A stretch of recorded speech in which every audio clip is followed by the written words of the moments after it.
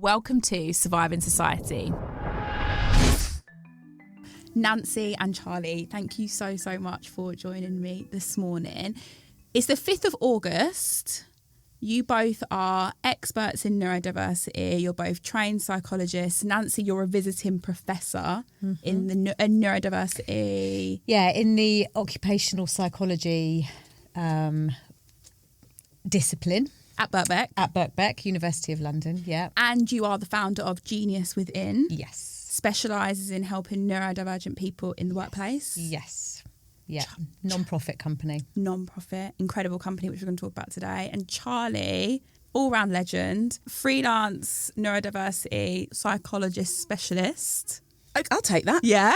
Business psychologist. Yeah, and I also am doing my PhD at Birkbeck. And I have to say I've known Nancy for a very long time, and I am a part of her team too sometimes, and I'm very grateful for that. And I'm very much part of Charlie's team.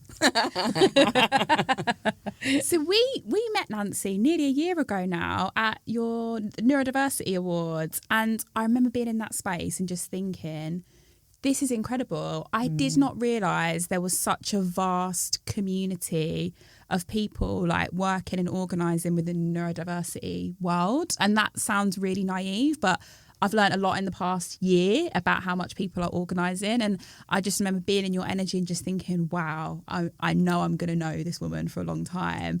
And then Nancy, you introduced me to Charlie. I got diagnosed when I was 24, but my diagnosis, it was good for what I needed at the time, but I needed a more holistic, broader one. And Charlie did another... Well, we went through the diagnosis process together. Did a proper diagnosis. We did a proper diagnosis together. So Charlie knows everything about me. I don't think I know everything about you. You know a lot of things about me. Okay, that's fair. Yeah. Anyway, you both have such amazing energy. You bring so much to the table when it comes to thinking about neurodiversity in the 21st century, which is what this series is about. And yeah, I guess today we wanted to kind of learn from you around the landscape of what's happening at the moment when it comes to neurodiversity in home life, family life, the workplace, but also in a society more broadly, and also how that then maps onto disability rights as well. So yeah, I guess for the listeners, it'd be good to get an introduction into how you got into this work. Yeah, and I was thinking about the kind of history of it as well, really. You know, neurodiversity as an umbrella term includes everyone in the whole world. The human race is neurodiverse. That is just a fact in the same way that the world is biodiverse. But neurodivergent people have kind of grouped together in this movement autistic, ADHD, dyslexic, dyspraxic, Tourette's, and increasingly other kinds of often psychiatric conditions, bipolar, anxiety, OCD, depression, schizophrenia. You know, there's no police barriering who's in and who's out of neurodiversity as a movement. What we're trying to say is that human cognition is diverse and that is valuable. And it's part of what gives us an edge as a species and as a community of specialists and generalists. And that's kind of always how I've seen it, but that isn't how it's been played through my life. I'm nearly 50. I wasn't diagnosed with ADHD until I was nearly 40. But as a teenager, I certainly had the typical ADHD experience. I didn't go to school. I was perpetually truant. I got away with that because I was getting good grades and because I have white skin, and that is pretty much the only reason I was getting away with that. And so I managed to get some qualifications and leave home and leave school, and worked with people who are learning disabled and autistic. That was my first proper job.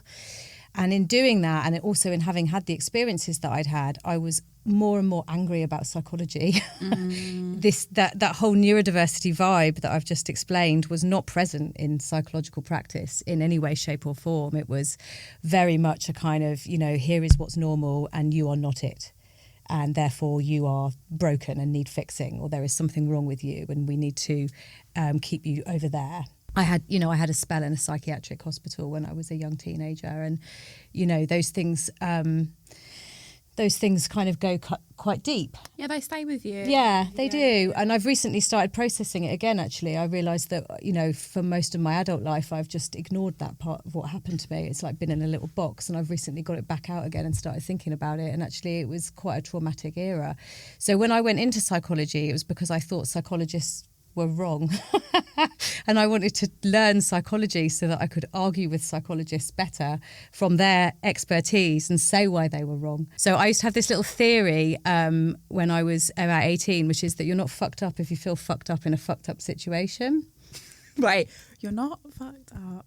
If you feel fucked up in a fucked up situation. Like, it's fair enough, really. Okay. Yeah. Do you know what this reminds me of? So I've recently been reading Fanon's biography, and I've also been going a bit deeper into Jungian theory as well. Mm-hmm. And like, one of the things that I feel like joins Fanon and Jung a little bit, like, bear with me people, is that this kind of the idea of a collective consciousness that we're all kind of, if we're all willing to see, then we can all see very similar things. Mm-hmm. And actually, when it comes to madness, those that are not functioning in society in a way that we've deemed socially acceptable, it's because of that. Mm-hmm. Mm-hmm.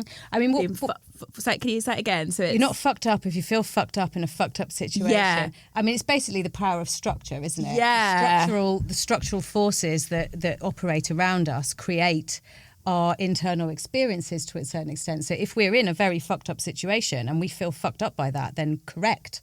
Yeah. That is like literally the epitome of not being crazy. And people that want to say that or be that and acknowledge that are positioned as mad. Yes, absolutely. I love collective unconscious just as a thought, but this is a rabbit hole and I need to not go down there. I can't believe I thought I'm young already. But I think one of the things that really epitomises this is that the big manual that maintains what you can diagnose in a human individual changes and keeps getting bigger, which therefore means that we must be more broken now than we used to be because the book's bigger, right? Yes. It's true. It must be the truth. And of course, it's not. It's a nonsense. It's all about what's acceptable in society. Famously, DSM-3 had homosexuality in it. Yeah. Sorry, Charlie. What Diagnostic and statistical manual put together by the American Psychiatric Association that we use when we're diagnosing. Yeah. And in that, what was it in that? In the 70s, homosexuality was in there. Yep. So, okay. And the problem that we also have, I'm sure we'll get into this, but the neurodiversity movement is premised on what's working really well and positivity and the strengths in that as well as what isn't. But we diagnose using a manual that is only focused on impairment. So that's a constant rub for us as practitioners. I mean, that's what I set Genius Within up to address. So having been taught to diagnose and taught that the way you diagnose is you look for a spiky profile, you look for a pattern of strengths and challenges, and yet people were writing reports that were only about challenges. And I just thought, what a self-fulfilling prophecy you then create. You know, you write a report for someone about all the things that are not great about them. And I used to get people coming to me to have coaching sessions for me to explain their reports to them. And I used to think to myself, well, that's just such a waste of money. You've already paid someone to write this report. I can scan this report and I can go, oh, wow, you're in the top 3% of the human population for verbal skills. And the person I'm talking to doesn't know that. Yeah. And I was like, that's wrong. We need to be writing reports and doing assessments where people find out about the things that are creative about themselves, that where their genius is, where their contribution, their value, their individual capacity as a human being is. And, you know, what I love about working with Charlie and the group of psychologists that we now have around us in our community is we are surrounded by people who can find that value in everyone we meet. That's our Genius Within. I think, you know, the other thing is it's not uncommon to have someone break down on you when they realise actually they do have strengths. And of course there must be strengths in there, otherwise there wouldn't be neurominority. Yeah. That's all part of it. On that, Charlie, could you talk to us a bit about how you came into doing this work?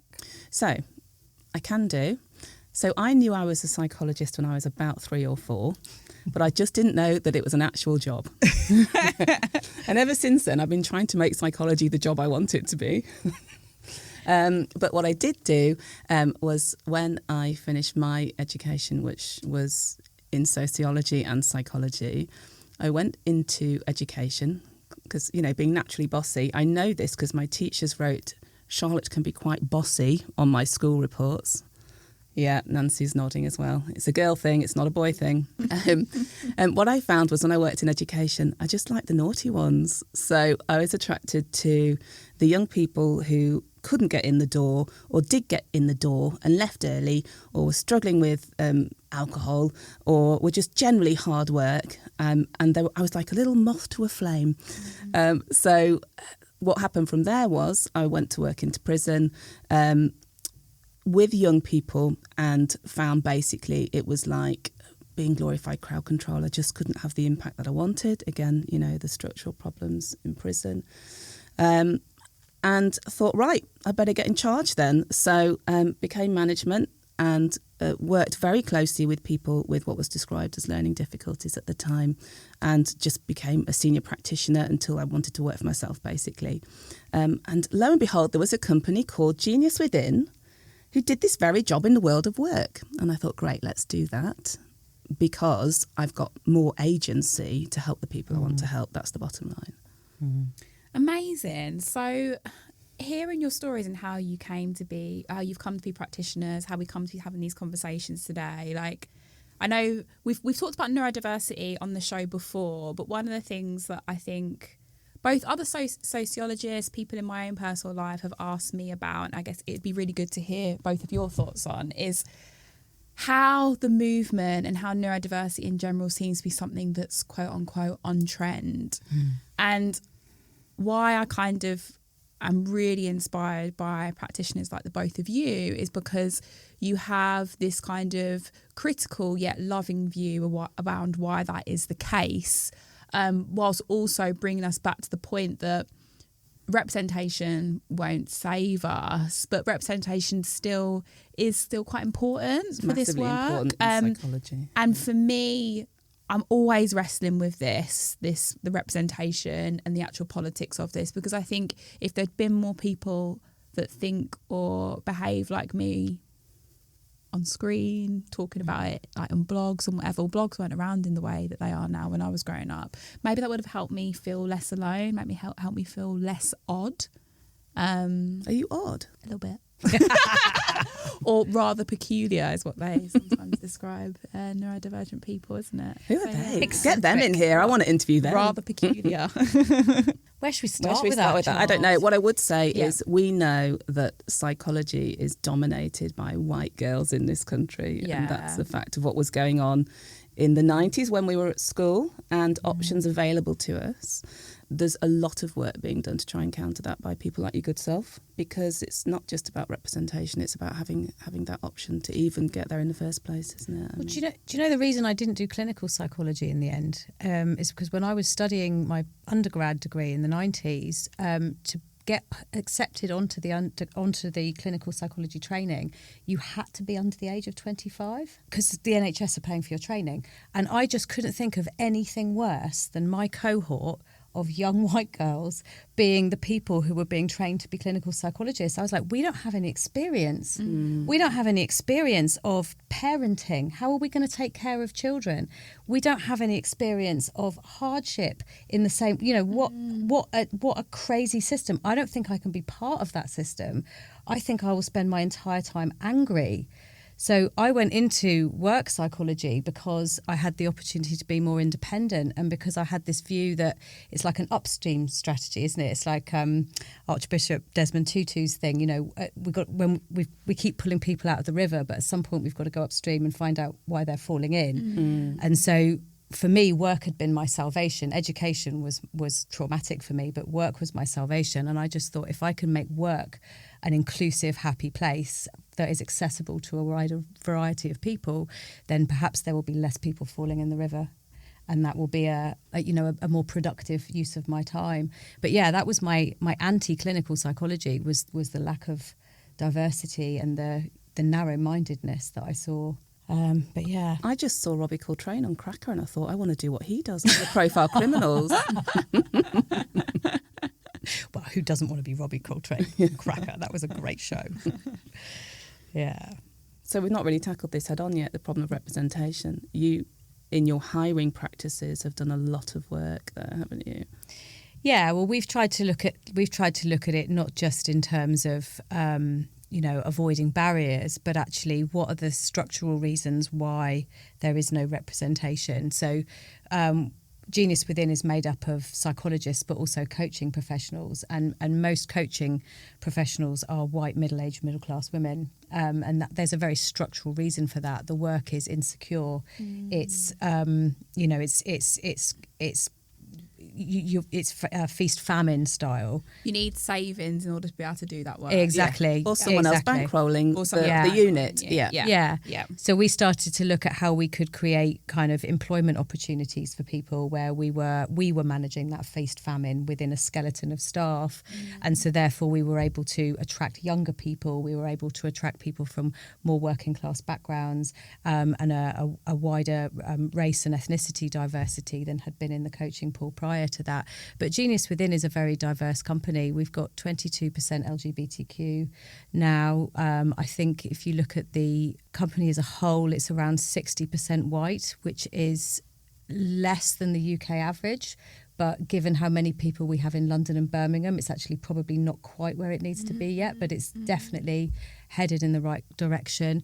We've got 33% ex-free school meal kids, 68% neurodivergent, because nothing about us without us, which is the disability cry. I love that one.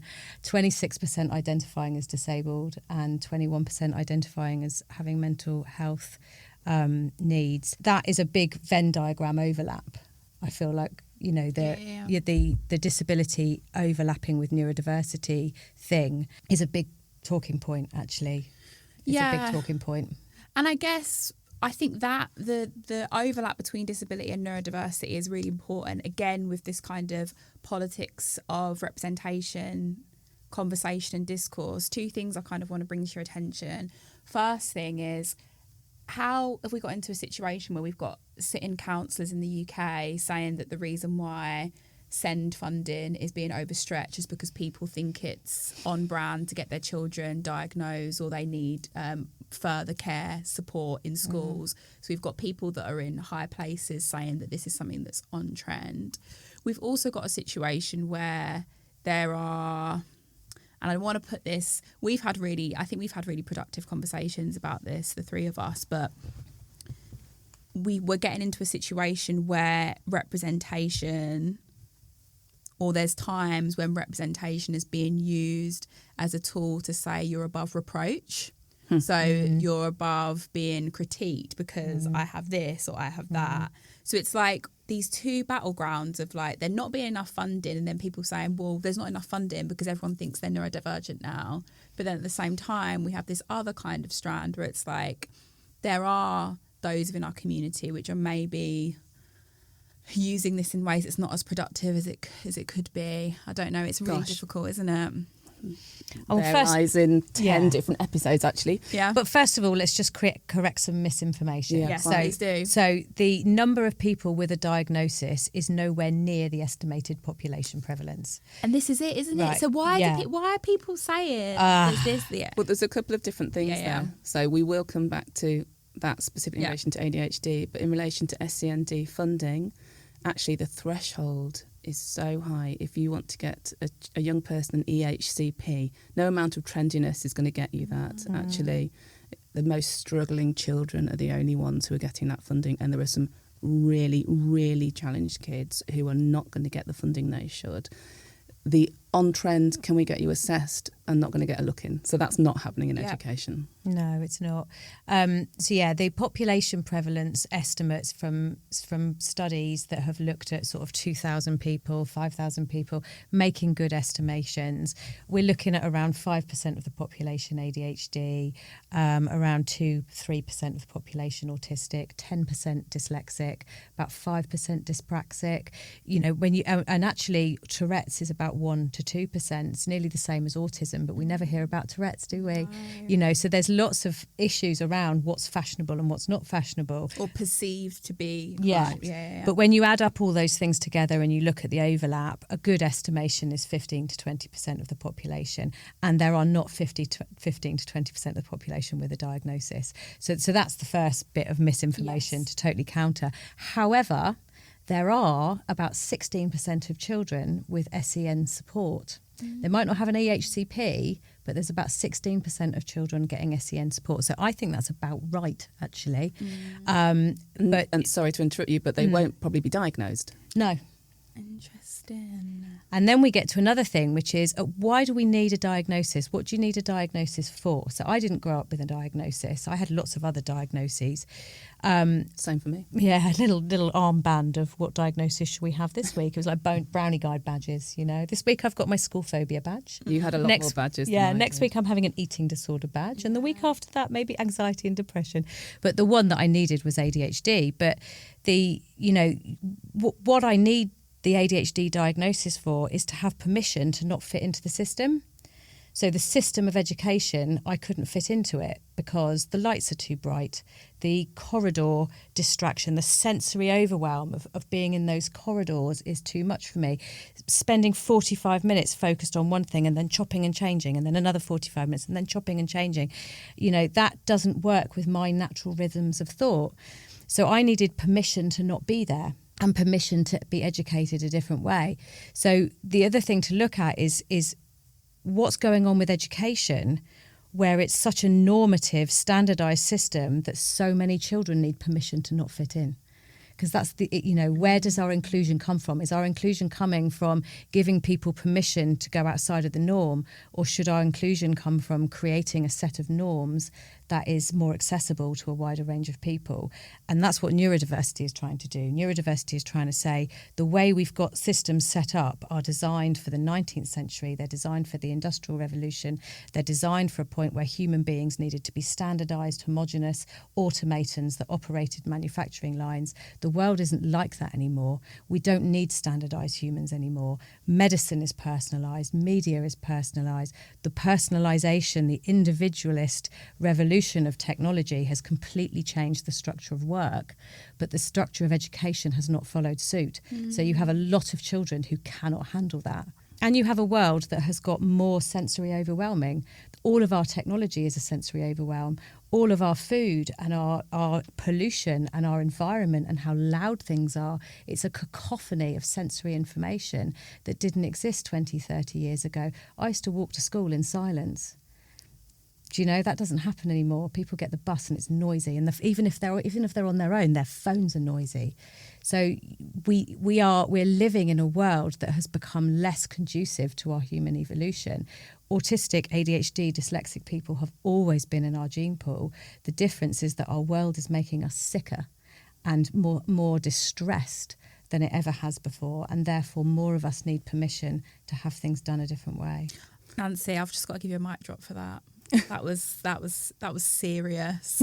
I don't believe her. I think she was definitely got a little headphones on going. Like to work. literally, She had a Walkman, cassette Walkman with flash dance playing away. It's true. Oh, I'd love to be listening. Why didn't I listen to Flashdance on the way in? I would love that. It's also the case, of course, that TikTok. Yeah. Did I just? No product placement is in this podcast. Thank you. I don't think what you're about to say about it is nice, though. No, I'm going to say nothing nice about TikTok. But what I would say is, as a medium, it does suit people who want a dopamine hit. Yes. So younger people who have got ADHD, and it may not be diagnosed, are more likely to see people talking about ADHD on TikTok and then find out about it. Half of the time incorrectly and misinformation. But it does mean that more people are aware of ADHD and are coming forward for it. And just reiterating what Nancy said, even if they were all diagnosed, they still would be under the number we'd expect to see. Yep. But there's a greater awareness. But research recently showed that about half the information on social media is correct when it comes to diagnosis. And of course, the other half isn't.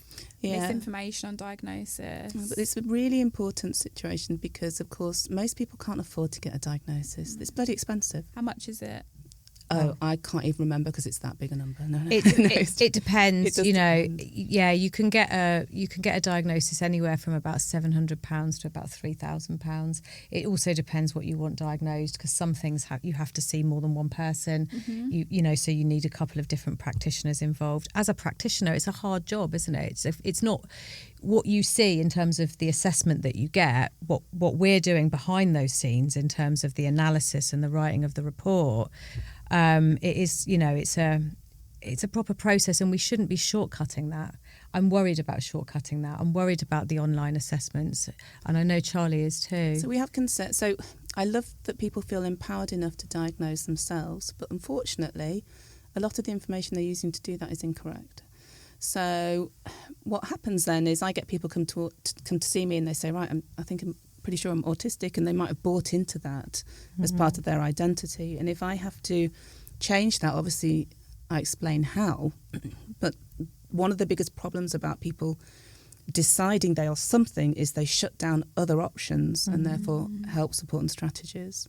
And the other thing that's really important is what we see is if the most privileged parts of society get their diagnoses, you kind of get leftover labels for other people. So we see kind of congregation around young black men being diagnosed as schizophrenic rather than anyone thinking, do we think autism's going on here? Because it's just a more common tool for that job, and that's what happens as an outcome. And of course, there are big implications for what's left on your file. So I see a lot of people who were seen briefly by psychiatrists, and, shout out to the psychiatrists, got to love some of them. But which ones? Sorry. Well, the problem that we have is that sometimes, for example, personality disorder is used as a general label, and people live with that. And when you internalise the idea that you have a personality disorder, it shapes the way you experience life for the rest of your life. And I sometimes overturn that diagnosis, obviously very carefully, and with the other professionals who made that diagnosis in the first place, when we put autism on the table and it maybe wasn't considered in the first place. And again, young women are more likely to be diagnosed with a personality disorder. And again, that language is so emotive. And the other issue is that you to do this well, you have to have a case history. You can't do, if I've always had evidence of attentional distraction, that's very different to if I started getting very distracted as a teenager, because it would mean that something had happened. It might have been a head injury. I might have had a traumatic event. But to diagnose ADHD, that's neurodevelopmental. That means I've always had it. So you have to go through my whole history and find evidence of when I had disordered attention in age 4, 5, 6. Because if it's not ADHD and it was a head injury, maybe I need to go and see a doctor. And if it was a traumatic event, maybe I need therapy. And I certainly don't need stimulant medication if I've got either of those two things going on. So when you do kind of online or shortcut diagnosis where you have like a cross-sectional snapshot of that person as they are now, you miss all of that rich history, and it really affects what that person does next. It's really dangerous to not diagnose without thinking about the holistic view of the whole person. So that is why we get worried about misinformation. And AI.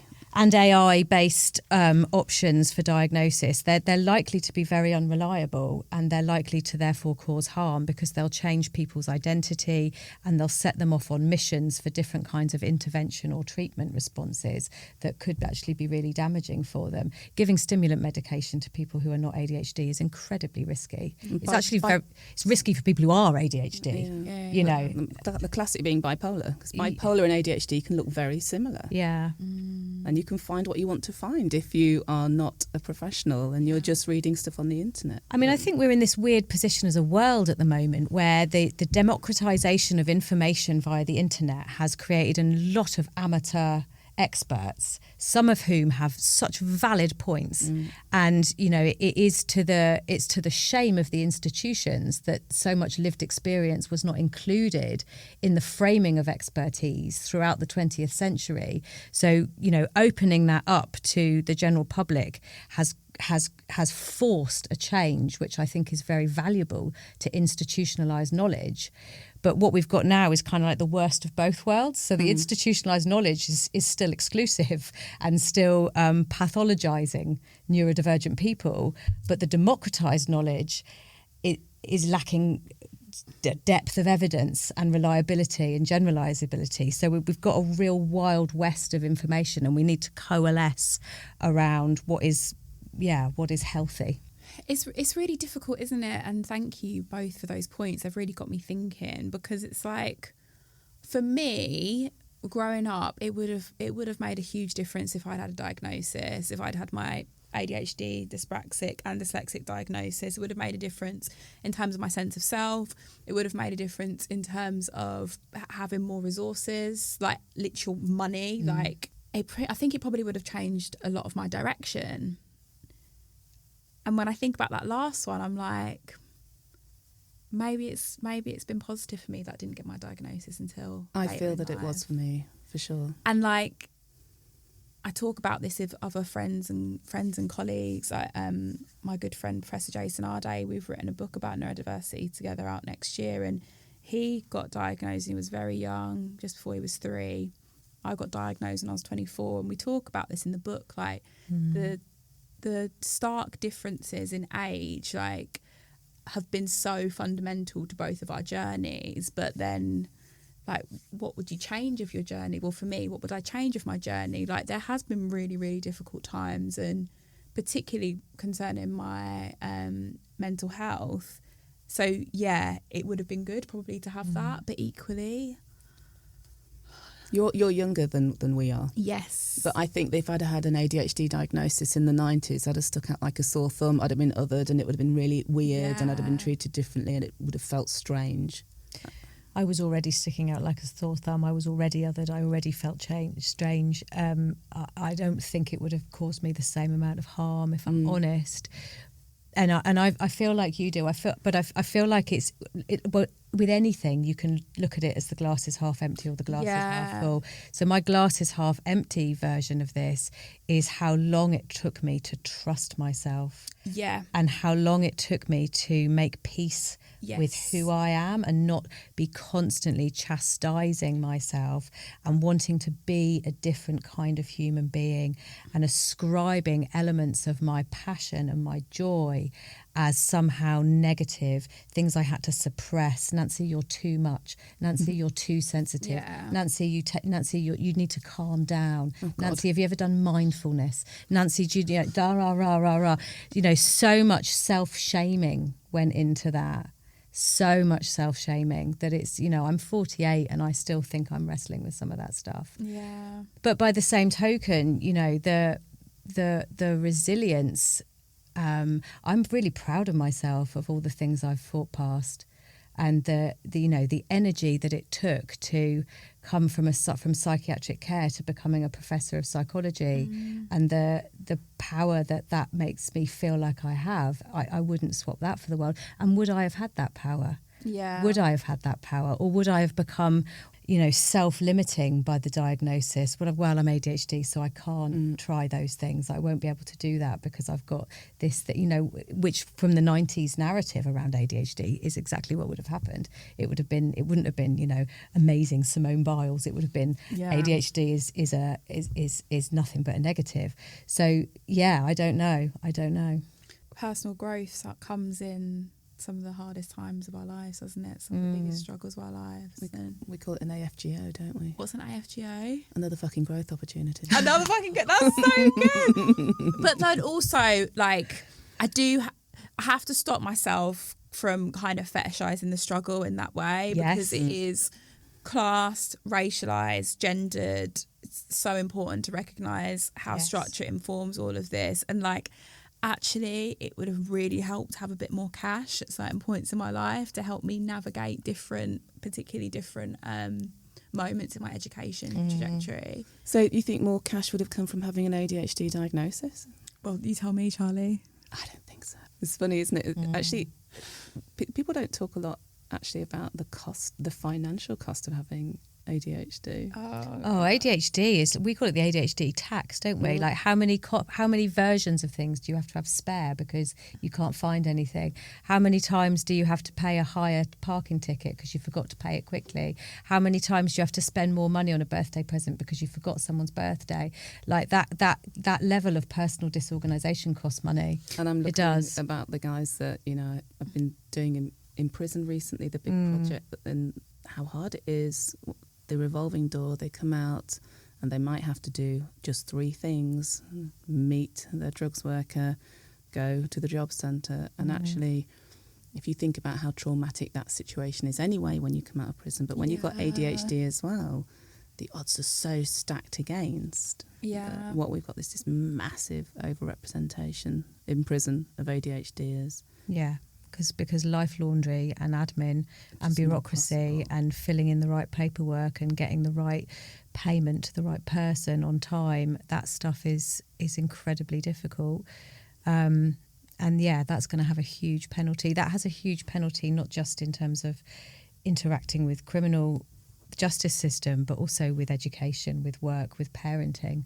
I used to be really judgy about ADHD meds when I was younger. And then I had ADHD meds, and I remember I had a psychologist who I was seeing at the time, and I said, well, the thing is I don't need meds when I'm, you know, able to go for a run every day and I'm outside and I can do all this. And she said, yeah, but you're not, are you? You've got to sit down for 12 hours a day and write your PhD thesis. So why are you giving yourself such a hard time, Doyle? So I took the ADHD meds and I just thought, well, how liberated am I to be able to choose to run a life that's consistent with what I need? And what would that be like if I was single parenting? What would it be like if I was living in a more built up area and I didn't have loads of spaces to run?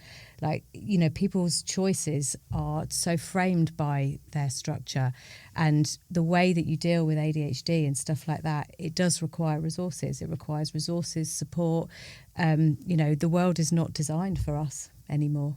Back to the criminal justice system. We are. You know, we've got such a problem with people not being diagnosed in the first place. But even if you are fortunate enough to have a diagnosis in prison and you have medication for that, the first thing that happens when you go inside is they strip you of your stimulant medication. So then the coping strategy and the crutch that you have there is lost. And it's You're not allowed the medication? So it's at the moment there are so few prescribing nurses or specialists in prison that they can't just let stimulant medication come into the system. So, and the other thing is that you can get someone who's done very well in a Cat C, and if they are released to a Cat B, they are no longer allowed their stimulant meds as well. And we do not have enough specialists in the system. But the cost of incarceration compared with the cost of actually diagnosing and medicating someone in prison, it's so much cheaper to get that diagnosis done. And if we could do that nationally, I think it would have a massive impact on recidivism. Are you listening, Kia? Are you? When it comes to the criminal justice system and neurodivergence or neurodiversity, where are we right now, particularly in the UK? Overrepresentation-tastic. Yeah. I mean, it's ludicrous. There's also a situation where we've got a big problem with drug and alcohol use in prison, but it's being fuelled by there being no jobs in prison and people not being correctly medicated. And I've been in and out of quite a lot of prisons in the last 12 months, and the situation in some prisons is absolutely dire. And I've been going in prison for the last 20 years and I've never seen such awful circumstances. So everything that we are hearing, that prisons are in a bit of a bad way, they're absolutely dire. And my heart and sympathy goes out for some of the people who are banged up, who are actually taking substances just in order to get through their day. And I think that we need to be very, very careful about not offering compassion to those people. It's very easy not to do so. And in actual fact, you know, we are responsible for the shape of our prisons. And for me, it's one of the most important things that the government needs to look at very, very quickly. I mean, we've covered a lot here. We've covered diagnosis. We've covered representation. We've done bits on prison and stigma. I think that overall, when it comes to the politics of neurodiversity, thinking about it here just in the UK, I am quite hopeful. You both... quite hopeful because I do feel like, I know we talked a little bit about how the negative effects of democratisation, but I do feel like, I just speak for myself and some other Black women that I know, there's definitely been a kind of a feminist movement amongst the neurodiverse community to kind of really own our shit, own our agencies, understand ourselves in our entirety. And I think that that's something which I've seen a lot, particularly amongst Black women and in the online space as well. I would agree with you. I would say actually that Black women are leading the neurodiversity movement right now.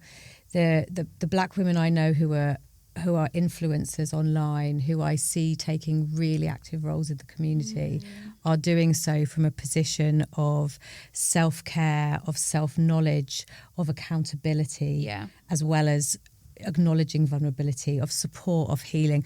One of the most lovely things I've seen recently was at the Black Leaders in Excellence in Neurodiversity group, where a woman had got up to share her story of being a dyslexic woman with immigrant parents, and how that intersection where so much pressure had been put on her to succeed, but where her dyslexia had caused her so much difficulty in succeeding. And she really expressed how traumatic that had been for her. And when she finished talking, the whole room just had this kind of, on fire moment, just really hearing the power of those words. And then one of the leaders of that group came in and said, and just noticing that everybody's at their own stage of healing and that we all have our own place in relationship to our parents and the stories and the intergenerational stories we're telling. And just really thank you for sharing your truth to this lady. And just that level of group facilitation, you just don't, it was magical. And I do think that is actually the intersection of the Black women who have done feminist work, who have done anti-racism work, who are now coming into neurodiversity. That is actually a beautiful thing that's happening, and we can absolutely celebrate that. Charlie, any more celebration points, do you think, for the movement right now? I mean, come on. All we need to do is look at where we've come from in the last few years. We need to not overplay our hand. Oh.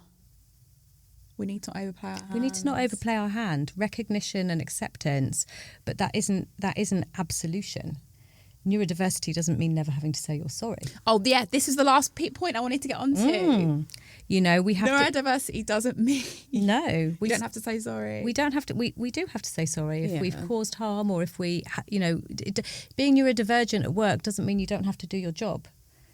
And this is a really useful point. No, you started off. It's true, and in actual fact, one of the things that we see quite often is that organisations walk on eggshells around their employees who are neurodivergent because they don't quite know what they should be doing. They don't quite know where the law is, and fundamentally, if you're paid to do a role, you've got to do it. And also that level of eggshelling is actually quite infantilizing, and what it means is that neurodivergent people are less likely to hit their career potential. Where is our ambition for neurodivergent people?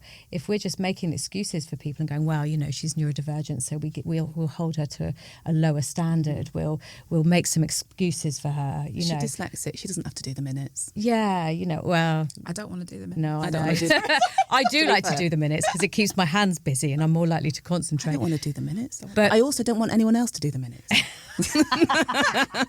But the point is, people have got to succeed, and they're not going to succeed if we give them an easy ride. Accountability. And also, if we also are far too lenient with our neurodivergent staff, next time there's a hire, then we won't hire another neurodivergent person because the last one was really tricky. Yeah.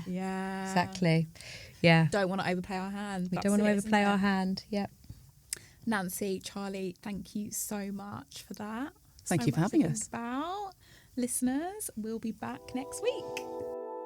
Thank you for listening to Surviving Society. To support our work, you can rate, review and subscribe. To host or produce a series of Surviving Society, get in touch with us via Twitter or Instagram.